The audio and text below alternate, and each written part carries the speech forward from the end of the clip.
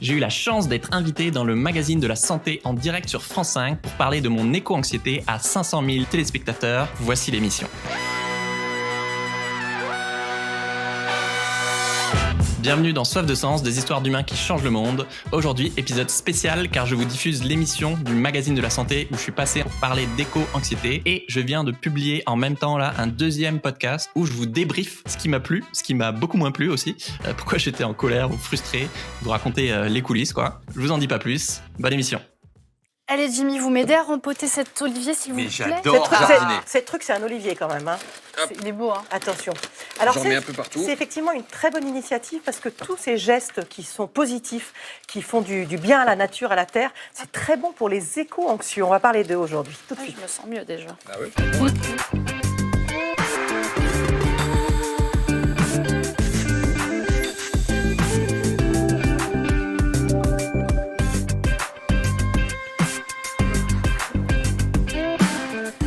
Bonjour et bienvenue au magazine de la santé. Bonjour. Marina. Je crois que Jimmy s'est Il lancé arrive. dans le jardin. Oui.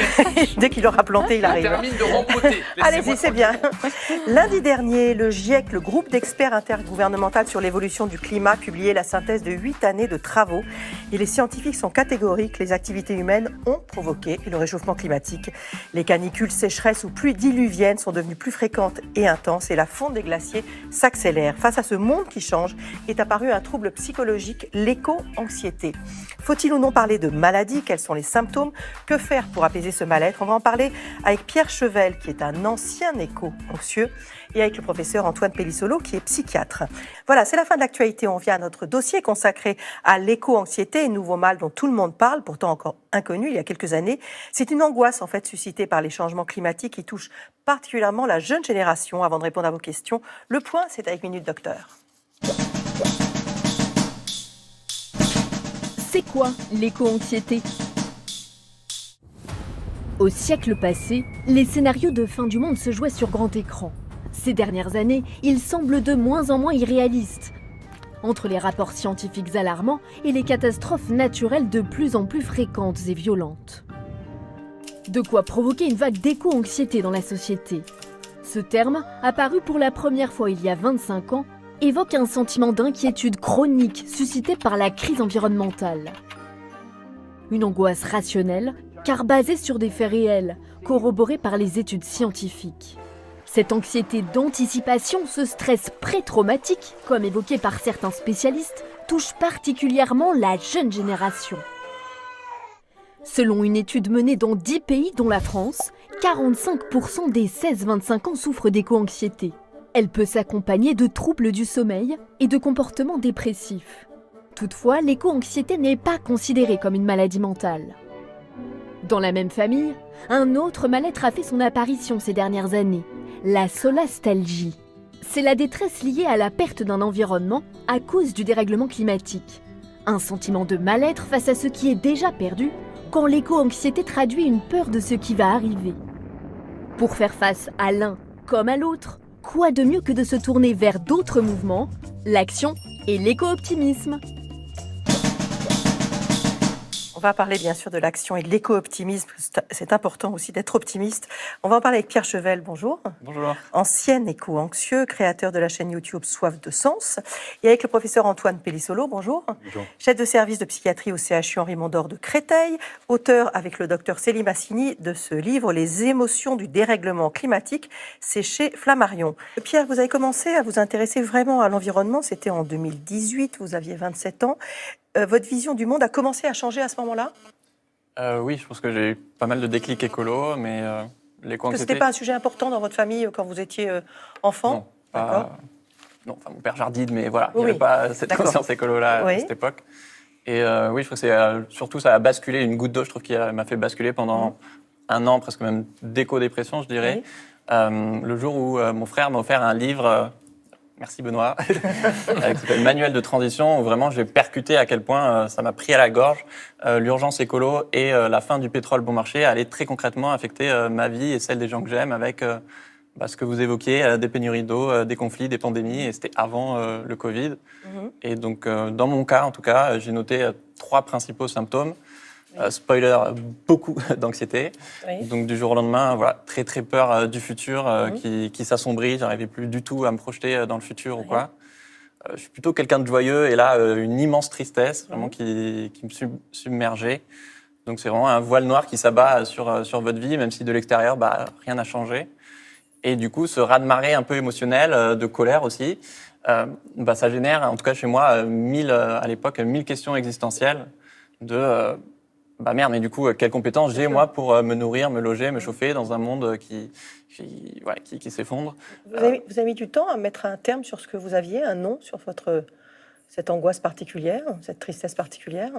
Non, je pense qu'au début, c'était les débuts, on va dire, de ces moments-là, mais j'avais la chance d'être déjà engagé par mon métier dans ce secteur-là, donc de pouvoir mettre un mot là-dessus, et j'imagine qu'on va en parler, mais effectivement, d'en parler avec d'autres personnes qui traversaient la même chose, mais du coup, oui, on se pose 1000 questions, quoi. Est-ce que je vais devoir déménager, vu que la plupart des villes ne sont pas autonomes en alimentation? Est-ce que je vais devoir changer de métier? Puis des questions perso aussi. Est-ce que mon couple va survivre à cette crise d'éco-anxiété? Et est-ce que je fais des enfants ou pas dans ce monde? Oui, par exemple aussi. Donc j'ai beaucoup d'empathie pour les gens qui nous écoutent, qui traversent ça en ce moment. Vous avez bénéficié d'une aide psychologique? Oui. Qui a été vraiment indispensable? Non, je dirais pas indispensable, parce que j'ai pas eu la chance d'avoir un médecin spécialisé pour m'accompagner. C'était plus de mettre en place 1000 choses au quotidien qui ont pu m'aider dans la durée. Oui. Et qu'est-ce qui a fait, on va voir ensuite que vous êtes investi et que ça a été positif, mais il y a un moment où tout d'un coup vous êtes arrivé à comprendre ce qui vous arrivait, à positiver un petit peu? On n'a pas le choix si on veut avancer, tout simplement. Enfin, après, moi, je pense que c'est mon caractère aussi, mais... La compréhension de votre entourage a été importante? Oui, je pense que c'est pas le cas de tout le monde. Et c'est clair qu'avoir un entourage bienveillant, c'est hyper important, oui, c'est clair. Alors vous êtes investi dans ce combat, on va y revenir, on va prendre quelques questions parce que vous n'êtes pas tout seul. Oui, on a Aline qui nous dit « Ce monde est tellement anxiogène que si j'y pense trop, je fais crise d'angoisse sur crise d'angoisse et je n'ai que 14 ans. » C'est tôt. Hein. Et puis, il y a Claudine qui nous dit que durant le confinement, j'ai vu que la nature reprenait ses droits. J'ai cru à une prise de conscience générale, mais rien. Et ça m'angoisse. Alors, on nous demande s'il y a un profil type de personne susceptible de devenir éco-anxieuse. Alors, pas vraiment. En statistique, en termes de prévalence, comme on dit, c'est plutôt des personnes jeunes. C'est clair que les 15, 25 ans sont les plus concernés dans leur vie à eux, évidemment. On dit un peu plus les femmes que les hommes, mais pas du tout de manière exclusive, évidemment. Et puis, alors, les autres caractéristiques, c'est d'être proche des informations qu'on reçoit. Alors, c'est notamment les étudiants qui sont dans des filières liées au climat, liées à l'environnement. Tous ceux qui s'informent tout bêtement, donc qui sont facilement sur les réseaux sociaux ou qui vont chercher l'information par curiosité au départ. Et puis, le dernier point, c'est ceux qui sont exposés, éventuellement même personnellement. Alors en France, c'est à l'occasion des canicules, des catastrophes, mais dans le monde, c'est évidemment les populations les plus exposées dans le sud, notamment de la planète, sont les plus éco-anxieux. On parle aujourd'hui de Donc en fait, ça peut être tout le monde, mais avec des particularités. On parle aujourd'hui de maladie ou pas ? Alors pas vraiment. On n'a pas du tout défini un syndrome qui serait l'éco-anxiété. Et on préfère ne pas trop avancer dans cette direction-là. C'est d'abord trop récent. Et puis par ailleurs, comme vous l'avez dit, il n'y a rien d'anormal à avoir une inquiétude. Alors après, évidemment, on sait que toute anxiété peut devenir une souffrance. Et donc ce qui se passe, c'est très souvent, il y a des complications de troubles anxieux ou de troubles dépressifs qui sont en fait des conséquences de l'éco-anxiété qui devient envahissante, pathologique à ce moment-là par son caractère obsessionnel. Et donc c'est sûr qu'il y a des personnes qui souffrent beaucoup et en tout cas qu'il faut aider. Mais de là à dire il y a un syndrome et qu'il faut psychiatriser, non, évidemment. Sarah. On a beaucoup de remarques donc, sur les enfants. Effectivement, il y a Sarah qui nous dit « Je suis tellement éco-anxieuse que je m'interdis de faire un enfant. Est-ce que ça peut être un début de solution de ne pas faire d'enfant ?» Et Emma qui dit « J'aimerais beaucoup avoir des enfants, mais je n'ose pas. J'ai peur de leur offrir un avenir trop sombre. Est-ce que j'ai raison ?» Juste avant de nous répondre, à l'époque, c'était votre point de vue ? C'était une question que je me posais, du coup, oui, effectivement. Si la question c'est est-ce que c'est souhaitable pour un enfant de naître dans ce monde, moi, du coup, j'en avais beaucoup parlé avec ma femme à l'époque et la question pour moi, c'était de me dire... déjà, je trouve qu'il ne faut pas discriminer les personnes qui ne veulent pas faire d'enfants, que ce soit pour des raisons écolo ou autres. Mais c'était de me dire, est-ce que si c'était moi qui devais naître aujourd'hui et vivre, est-ce que je préférerais vivre ou pas ? Et dans mon cas, la réponse était oui, parce que j'estime qu'une une vie remplie d'amour, même si elle est peut-être écourtée, même s'il y aura plein d'obstacles. Pour moi, elle mérite d'être vécue. Et si la réponse à laquelle vous vous êtes venue, c'est non, pour moi, c'est une réponse tout aussi légitime, quoi. C'est un point de cristallisation, ça, c'est faire des enfants ou pas en faire? Bien sûr, alors c'est une question existentielle, hein, vraiment, là, c'est un mot qui s'applique bien. Et c'est vraiment c'est une des choses qui me touche le plus quand on est amené à rencontrer des personnes comme ça, parce que vraiment, il y a quelque chose qui prend aux tripes sur, en effet, soit on est trop nombreux, il faut arrêter d'avoir des populations qui augmentent. Et puis, l'enfant que je mets au monde, je me sens responsable, voire coupable pour sa vie à lui. Et ça, c'est vraiment des questions très fortes. Et c'est, je crois, la première fois peut-être dans l'histoire humaine qu'on se pose ces questions-là, sur le fait de ne pas d'avoir de descendance, de ne pas pouvoir faire de transmission, qui est, même dans les guerres, la transmission, c'est ce qui nous donne, qui maintient de l'espoir pour l'avenir. Donc là, c'est quand même très fort.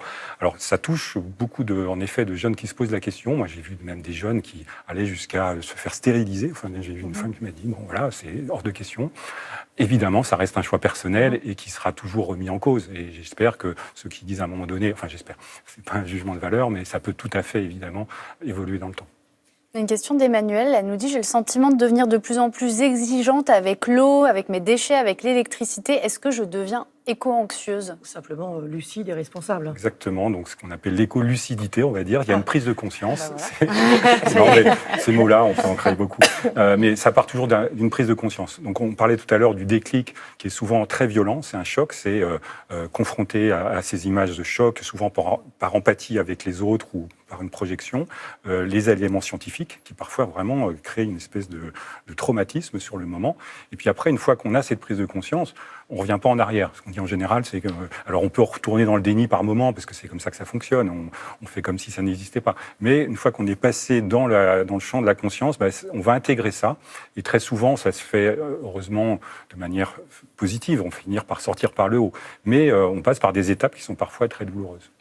On l'a dit tout à l'heure, les citadins veulent revenir ou se diriger vers le vert, vers la nature, notamment depuis le confinement. Cette nature est importante, elle peut nous guérir. Jimmy, ça n'est pas une vue de l'esprit. Certaines études l'ont clairement démontré. Oui, c'est une étude qui est dans votre livre. D'ailleurs, un livre vraiment passionnant. Il y a plein d'études et j'ai choisi notamment celle-ci. On est en 1984. On a un psychologue qui s'appelle Roger Ulrika qui publie une étude dans une prestigieuse revue qu'on appelle Science. Alors, le principe est simple. On a des patients qui sont opérés de la vésicule biliaire. Jusque-là, rien d'extraordinaire. Oui. On la retire, mais naturel. On regarde les patients dans deux groupes différents. Premier groupe de patients, eh bien, exposé à une fenêtre qui donne sur pas grand-chose. Là, on a mis du béton, mais ça aurait pu être n'importe quoi. Et puis, un autre groupe de patients qui est exposé à de la verdure au niveau de la fenêtre. Le simple fait d'avoir dans cette étude une exposition à un jardin lorsqu'on regarde au travers de sa fenêtre, eh bien, on se rend compte que les patients vont guérir plus vite, vont avoir moins d'antidouleurs et puis vont avoir moins de complications. Preuve que finalement, la nature, eh bien, nous fait du bien pour de vrai. C'est pas qu'une vue de l'esprit. Oui, ces résultats assez surprenants valent aussi hors du cadre de l'hôpital et hors maladie. Complètement. Et là encore, c'est une autre étude qui est dans le livre du professeur Pellissiolo, qui est encore une fois très intéressant. Mais on se rend compte que passer 3 à 5 minutes simplement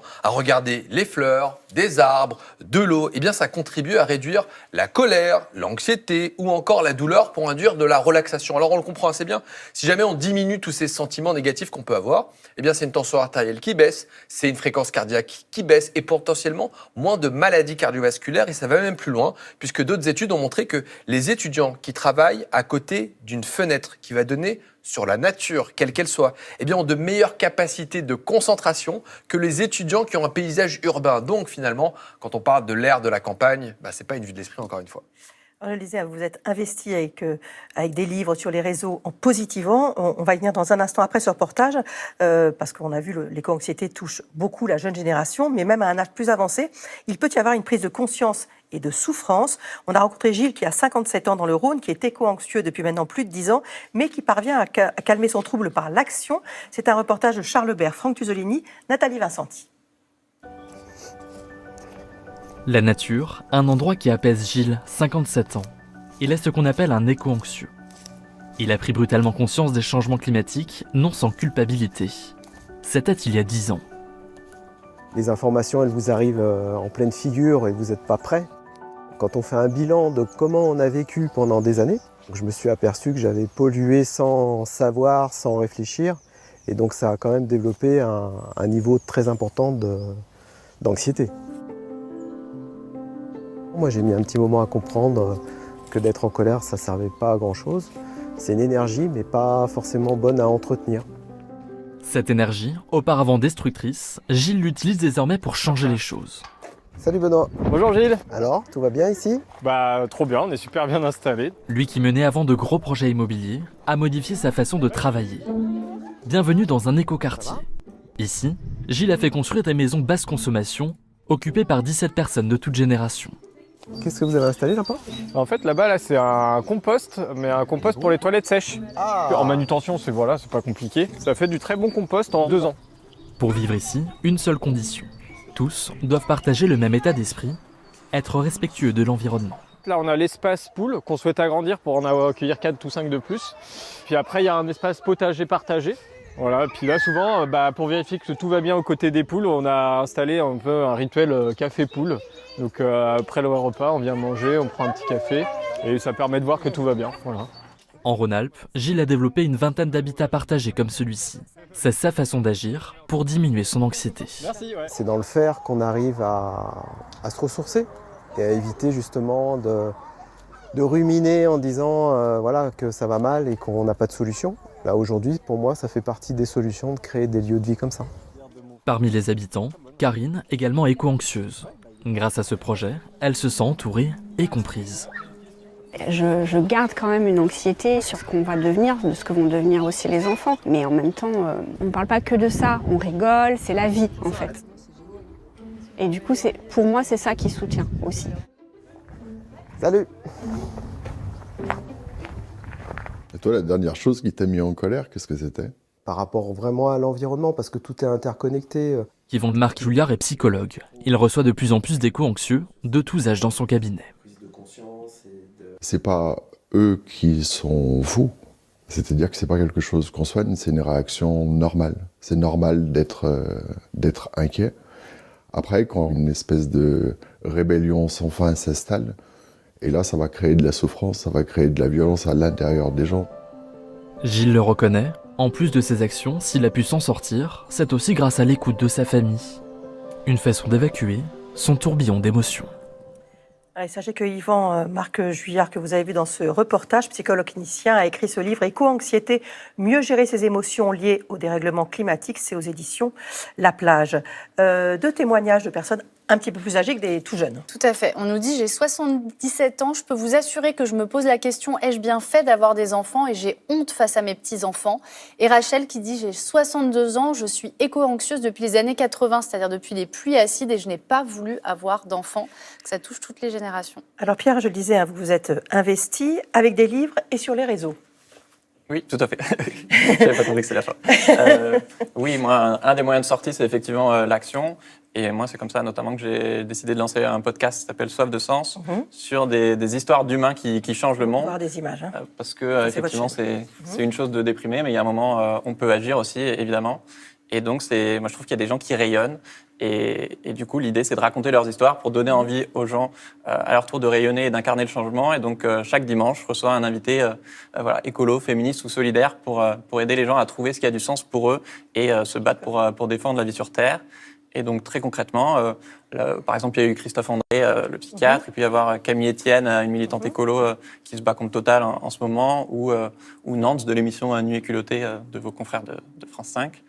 Et du coup, ça peut être, il y a une centaine d'épisodes, beaucoup sur l'écologie, mais ça peut être aussi sur la charge mentale, sur les ultra-riches, parce que bien sûr, il y a des questions d'inégalité derrière, ou sur comment donner du sens à son travail, par exemple. Mais quand on entend des nouvelles qui ne sont pas catastrophiques, parce que ça fait du bien quand même d'en avoir, notamment quand on parle de la couche d'ozone, où le pire a été atteint vers les années 80-90, on ne parlait que de ce trou. On sait que la situation s'est stabilisée depuis les années 2000, on n'est pas revenu à la situation de 80, mais quand même, ça s'est stabilisé. On se dit quand même qu'en faisant des efforts et avec des choses, on peut quand même ne pas aller au désastre complet. Ça fait quand même du bien, ça, ou pas? Alors là, l'exemple est un peu... l'exemple, c'était vraiment quelque chose qui était assez facile à résoudre avec des histoires de morceaux de réfrigérateur. Mais là, on l'a quand même fait, malgré tout. Oui, je suis d'accord. Après, là, on a déjà franchi des limites planétaires qui sont irréversibles. Et c'est tout un système qu'il faut changer. Et clairement, là, il y a eu le nouveau rapport du GIEC hier qui est sorti. Pour l'instant, on ne va pas du tout dans le bon sens. Donc, bien sûr qu'il faut apprendre à vivre avec, parce que de toute façon, ça ne va pas disparaître du jour au lendemain. Et chaque action qu'on va mettre en place dans les années a des conséquences pour les prochains siècles, voire millénaires. Et en même temps, on ne va pas arrêter de vivre, d'être heureux, d'être amoureux, etc. Donc vous n'êtes plus éco-anxieux, mais vous êtes vigilant. Surtout. Impliqué. surtout, je me bats pour défendre la vie sur Terre. Et du coup, ça donne du sens à la vie parce que plutôt que d'être spectateur et passif face à tout ce qui arrive, c'est pas juste quelque chose d'externe qui nous tombe dessus. Et vous faites partie de ceux qui ont quitté Paris? Aussi, oui. Alors, je sais pas si c'est un argument très poussé, parce qu'on est quand même en banlieue lyonnaise maintenant, donc c'est pas non plus, je suis pas avec mon potager encore à la campagne, etc. Mais oui, il y avait cette question-là, moi, par rapport à la peur sur l'autonomie alimentaire des villes. On a une question sur la thérapie. On nous demande s'il existe une thérapie particulière quand les pensées catastrophistes sont omniprésentes. Et je dirais, est-ce que déjà une solution, c'est de se couper des réseaux, de tous les sites d'information beaucoup de questions en ligne là-dessus. permanents? Alors, il faut distinguer plusieurs étapes, je pense. Parce que la première étape, c'est de se protéger, en effet, de ce qui est le plus douloureux. Là, vous parlez de symptômes de dépression que vous avez pu traverser, ou en tout cas que traversent beaucoup de personnes qui font ce qu'ils appellent un burn-out aussi écologique, ou des choses comme ça, ou militants. Il y a un moment où c'est trop, effectivement. Ça devient obsessionnel, on n'arrive plus à avoir d'énergie. Et là, c'est prendre soin de soi, si possible avec un professionnel, si on peut. Toutes les méthodes de gestion du stress, de la prise en charge sont utiles. Et ça comprend en effet de prendre ses distances avec les informations, en tout cas celles qui sont envahissantes et les plus négatives. Alors, il y a toujours une deuxième étape après qui est de faire ce que décrit parfaitement Pierre, c'est de trouver des objectifs de vie malgré cette connaissance. Parce que je ne sais pas si on peut dire que vous n'êtes plus éco-anxieux, vous êtes toujours, je pense, inquiet. Oui, parce que les symptômes sont quand même beaucoup moins... Vous êtes moins perturbé. perturbé. Il n'y a pas des voyants rouges tout le temps. Mais parce que sinon, la logique, c'est un peu ce que vous décriviez, c'est en fait, on essaie de se rassurer. C'est pas si mal que ça, voilà, c'est pas loin du déni quand même. En tout cas, ce que les personnes trouvent. Et souvent, leur souffrance, elle vient aussi de la confrontation à d'autres personnes qui sont dans le négationnisme. À un moment donné, il y avait des climato-sceptiques qui remettaient tout en cause. Oui, enfin, moins, en tout cas, c'est moins... Sur certaines chaînes. On peut moins le dire, quoi. Mais, on peut pas dire la chaîne, mais on en parle. Oui, d'accord. Mais donc, dans toutes les émotions d'anxiété, de dépression, de culpabilité, il y a en plus de la colère envers souvent les autres qui ne font pas. Et c'est ça qui augmente aussi la souffrance. Donc, une fois qu'on est sorti de la crise, les solutions, c'est en effet de réinvestir le monde en sachant qu'on a perdu quelque chose, les illusions.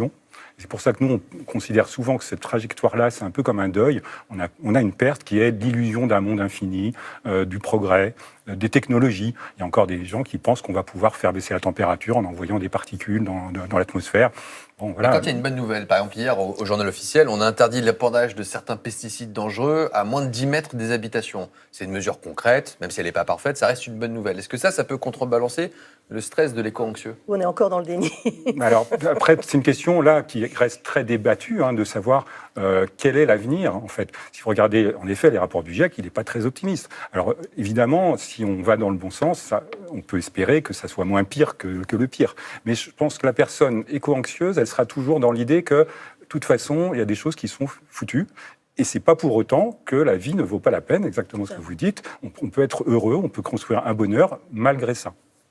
Rim, pour les personnes qui seraient inquiètes pour leur bilan carbone, il y a un outil simple pour le mesurer assez précisément et donc trouver aussi des astuces pour réduire ces émissions. Oui, alors le bilan carbone, c'est ce qu'on produit avec nos gestes du quotidien en termes de CO2. C'est un concept qui est assez flou et on ne sait pas forcément quel est notre impact à nous de nos gestes sur la planète. Alors l'ADEME, qui est l'agence de transition énergétique, avec l'aide d'une association qui s'appelle Bilan Carbone, a eu l'idée de créer un simulateur pour vraiment mesurer concrètement son bilan. Donc, il faut se rendre sur le site nosgestesclimat.fr. J'ai fait ce test. J'ai répondu à une série de questions. Voici quelques exemples donc, des questions que j'ai eues. Est-ce que j'ai une voiture? Est-ce que je voyage souvent en train, en avion? Combien de kilomètres par an? Est-ce que j'achète local pour m'alimenter? Ou encore, est-ce que j'achète beaucoup de vêtements neufs? Ça m'a pris donc environ un peu moins de 10 minutes. Et le résultat n'est pas brillant puisque je prends beaucoup l'avion et donc assez souvent. Et j'arrive à plus de 8 tonnes chaque année tout de même. Je pensais pourtant faire attention sur d'autres aspects et l'objectif, ça serait 2 tonnes, donc je suis assez loin. Alors il y a le constat et puis ensuite il y a des conseils très concrets pour réduire son empreinte carbone. Oui, alors là, les actions concrètes et surtout en chiffrant leur efficacité. Par exemple, pour mon bilan, donc le pire c'est l'avion, là on me conseille d'arrêter ce moyen de transport et ça me ferait économiser 3,7 tonnes de CO2, soit presque la moitié de mes émissions chaque année. Ensuite, mon alimentation, en devenant végétalienne, j'arriverai à réduire de 495 kilos mes émissions. Et enfin, je pourrais rénover mon logement aux normes BBC. Alors, sans peut-être tout faire, c'est peut-être un peu extrême, mais en tout cas, ça fait vraiment des prises de conscience et on peut faire des petits gestes utiles pour la planète. Et encore un site. Oui, si vous n'avez pas envie de faire tout le test, mais qu'on veut connaître les conséquences écologiques de petits gestes du quotidien, eh bien là, il y a le site impactco2.fr. Par exemple, vous allez voir avec les différents types de transport ce que ça produit, votre alimentation là aussi, l'habillement, le numérique, et vous avez surtout des comparatifs bien faits. Regardez, on voit qu'1 kilomètre en voiture, ça fait 2 kilomètres en bus, mais 112 kilomètres en TGV. Peut-être que un prochain week-end, je vais me dire, fais attention et ne prends pas la voiture. Donc voilà, c'est deux outils que j'ai trouvés vraiment pratiques. Alex, un autre moyen qui nous dit, j'habite dans une grande ville, je n'utilise plus ma vieille voiture, je vais m'en débarrasser, finalement, je n'en ai pas tant besoin. Voilà, un geste de plus. Nadine, elle voudrait savoir plus de choses. Comment on contribue, ça, vous allez peut-être pouvoir répondre, comment on contribue efficacement au quotidien à l'effort écologique en famille? Ah, en famille. Oui. Alors, je pense qu'il y a mille et une manières de s'engager. Après, ce qui compte, c'est aussi de trouver celle qui résonne pour vous. Évidemment, tous les éco-gestes dont on a parlé, que ce soit devenir une famille zéro déchet, il y a plein de super défis là-dessus. Réduire sa consommation de viande, effectivement, utiliser plus les transports en commun, etc. Après, attention au biais à pas trop individualiser la question. C'est vraiment un problème de société. Et s'il y avait moins de subventions pour l'avion et que plus de lignes de train, par exemple, forcément, ce serait plus facile. Donc, c'est surtout des questions politiques et collectives qui peuvent grandement faciliter derrière les actions des individus, quoi. Une question de Tammy. Oui, alors Tammy, elle dit « Mes enfants ont une vraie conscience écologique, du coup, je deviens un peu maniaque. Est-ce que c'est de la culpabilité ?» Elle constate qu'on faisait moins attention avant. C'est de la culpabilité que les gens ressentent beaucoup. Ça passe forcément par là, parce qu'on se dit à chaque fois qu'est-ce que moi je porte comme responsabilité, on va dire au moins responsabilité, qui parfois devient excessive. Donc c'est ça qu'on essaye aussi de relativiser les uns les autres, parce qu'il y a des choses qu'on peut faire soi-même, et puis on sait bien que la grande majorité de l'impact, l'empreinte carbone, il n'est pas que individuel, il est collectif. Donc c'est bien d'avoir ce moteur-là d'une petite culpabilité. De toute façon, dans la vie en général, ça fait toujours, il faut avoir une palette des émotions positives ou négatives, mais évidemment qu'elles ne deviennent pas omniprésentes. Donc il faut vraiment le conseil, notamment en famille ou en l'extérieur, c'est d'échanger, vraiment de parler de ça. Justement, on a une question là-dessus. On nous demande comment rassurer mes enfants de 11 et 7 ans qui sont très stressés par le changement climatique. Ils lui parlent beaucoup de sécheresse notamment. Oui, alors, je ne sais pas s'il faut les rassurer, il faut au moins les écouter pour qu'ils puissent exprimer ce qu'ils ressentent et qu'ils ne se disent pas « il n'y a que moi qui pense à ça et puis personne ne s'en occupe, c'est la catastrophe et on va dans le mur et personne ne s'en rend compte ». Donc au moins d'échanger, on dit légitimer cette parole-là, déjà ça peut être très bénéfique parce que sinon on est vraiment dans l'isolement et dans la solitude. Et c'est pareil, Marc qui demande comment se rassurer sur l'avenir alors que tout dans les médias évoque les catastrophes à venir. Effectivement, se rassurer, ça, c'est peut-être un peu idiot, mais en même temps, il y a aussi des médias ou des gens, etc., qui augmentent ce catastrophisme. Oui, puisque je vous disais, personne n'a le scénario. Il y a des hypothèses. Alors c'est sûr que les plus pessimistes considèrent que tout va s'effondrer, ce qu'on appelle les collapsologues. Et ceux-là, ils sont souvent vraiment souvent dans une souffrance aussi très forte, parce que quand vous pensez ça, ce qui n'est pas délirant, parce qu'il y a quand même des arguments qui sont inquiétants dans certaines choses que vous dites systémiquement, on a passé des caps qu'on ne pourra pas réverser. Mais bon, on peut avoir en tête un scénario moins pessimiste, sans être dans le déni. On peut dire, bon, dans nos générations, même les plus jeunes, leur vie n'est pas en danger immédiate, etc. Et donc c'est une façon de relativiser, on peut dire au moins, sans être dans le déni complet.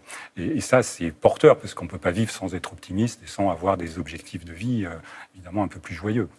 Vous triez un petit peu les informations qui arrivent, vous détachez un petit peu de certaines informations trop anxiogènes, comment vous faites? Oui, par moment. Vous êtes à l'affût de toutes ces informations? Les deux, parce que c'est quand même mon travail aussi de créer du contenu sur ces sujets-là. Donc, c'est en partie pour ça aussi que j'ai ouvert à d'autres sujets sur le féminisme ou les inégalités. Puis pour voir aussi les implications, les interdépendances entre ces luttes. C'est quoi, pardon, excusez-moi la question. Si vous détachez un petit peu de certaines informations trop anxiogènes ou pas? Oui, par moment, c'est clair qu'il faut. Après, pour moi, en tout cas, dans mon éco-dépression perso, c'était plus le choc d'intégrer cette nouvelle grille du monde. Ok, d'accord. Le futur ressemblera pas à ce que j'avais imaginé. Le monde de demain sera pas forcément meilleur qu'aujourd'hui, comme on me l'a vendu.